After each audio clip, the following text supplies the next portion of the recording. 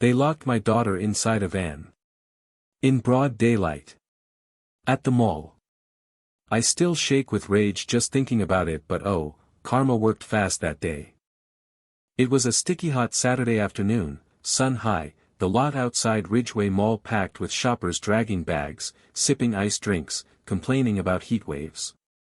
I had just run inside to grab a pair of cleats for my son's game, barely 10 minutes, I swear, and left my daughter Maddie, 12 years old and smart as a whip, sitting in the passenger seat of our van with the AC running and her iPad in hand. She didn't want to walk, said her feet hurt. Fair enough. When I got back, the van was locked.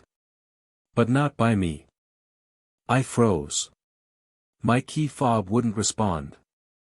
Maddie was banging on the window, crying.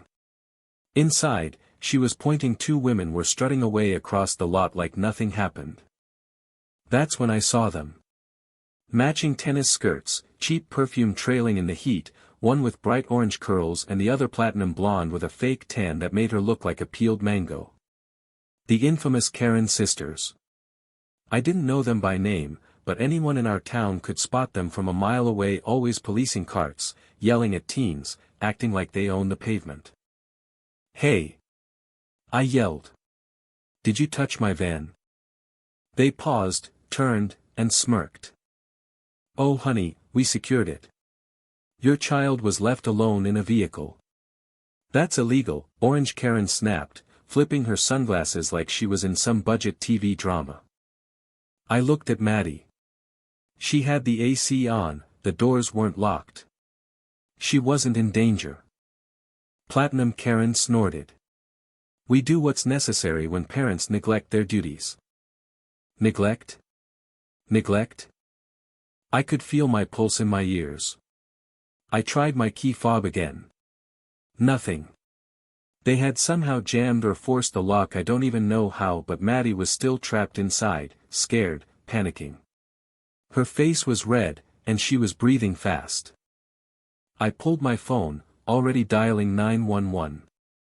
That's when one of them, I don't remember which, said, "We work security here. Don't even bother. They'll take our word over yours." That's when I knew this wasn't going to end in a calm conversation.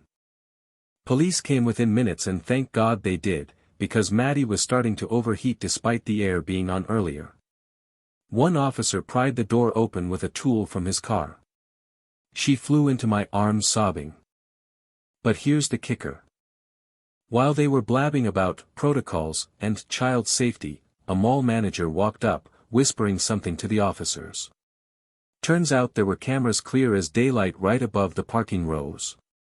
And what they showed? Platinum Karen circling my van while Orange Karen reached inside through my cracked window, messed with the console, and manually locked the doors from the inside. Then they strutted off like they'd done some public service. Tampering with a vehicle. Locking in a minor. Unauthorized impersonation of mall staff. Oh yeah, it got real fast. The officers gave them the look. You know the one. That silent realization moment when their world started unraveling like a bad weave. And then the twist. One of the officers quietly asked them for ID and employment verification. Platinum Karen huffed, pulled out a faded badge. It was forged. Not just outdated fake. A damn laminated printout glued onto plastic with her name spelled wrong. I could almost taste the panic when the officer nodded to his partner and said, "Fraudulent impersonation. Let's go ahead and escalate this." Orange Karen screamed, "This is ridiculous. We were protecting the child. You endangered her," I shot back. You locked her in and walked away. They were detained on the spot. But the best part? The mall manager, a sharp-eyed woman named Layla, came over later and said, "We've been trying to catch them for months. They harass customers and pretend to be security staff.